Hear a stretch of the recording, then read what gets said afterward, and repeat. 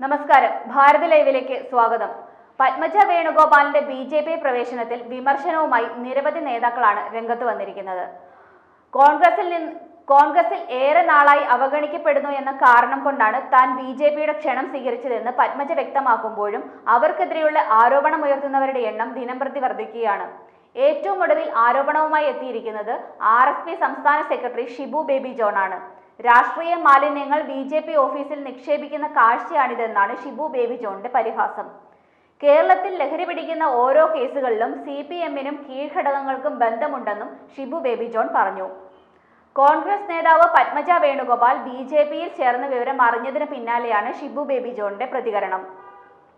പത്മജ പോയതോടെ കേരളത്തിലെ കോൺഗ്രസിന്റെ മുകൾ തലയിൽ നിന്നും പരാതി ഉന്നയിക്കുന്ന ഒരാൾ പോയി, അത്രയേ ഉള്ളൂവെന്നാണ് ടി സിദ്ദിഖ് പ്രതികരിച്ചത്. മാളികപ്പുറത്തിരിക്കുന്നവരും ആനപ്പുറത്തിരിക്കുന്നവരും അല്ല പാർട്ടിയെന്നും സിദ്ദിഖ് വിമർശിച്ചു. ബി.ജെ.പി. വീര്യമില്ലാത്ത ചെറിയ മിസൈൽ ഇറക്കാൻ നോക്കിയതാണ്. രാഹുൽ മാങ്കൂട്ടത്തിൽ TV-യിലൂടെ മാത്രം നേതാവായെന്നാണ് പത്മജ പറഞ്ഞത്. ഞാനും രാഹുലും ജയിലിൽ കിടന്നിട്ടുണ്ട്. പത്മജ എപ്പോൾ ജയിലിൽ കിടന്നു? സമരത്തിന്റെ ഭാഗമായി ഏതെങ്കിലും മർദ്ദനമേറ്റ് പോയിട്ടുണ്ടോ? ഇങ്ങനെയൊക്കെയാണ് ഷിബു ബേബി ജോൺ ചോദിക്കുന്നത്.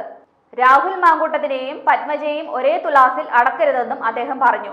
പത്മജയുടെ ബി.ജെ.പിയിലേക്കുള്ള കൂറുമാറ്റത്തെ കോൺഗ്രസ് നേതാക്കൾ രൂക്ഷമായ ഭാഷയിലാണ് വിമർശിക്കുന്നത്.